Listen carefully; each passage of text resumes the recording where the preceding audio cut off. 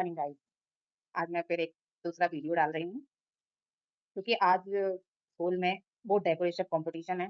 तो आज मैं थोड़ा लेट आई हूँ वीडियो बनाने के लिए। सुबह से 8 रूम में बच्चे आ रहे हैं।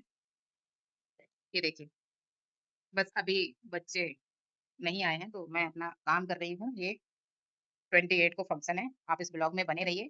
तो मैं आगे के ब्लॉग में दिखाऊँगी कि ये क्या बना रही हूँ और इसको कैसे डेकोरेट करूँगी। तो चलते हैं आगे काम करने के लिए। वैसे आप गेस करिए कि मैं ये क्या राइट कर रही हूँ। नेक्स्ट वीडियो में देखेंगे इसको हम कैसे बैकग्राउंड में यूज़ करते हैं।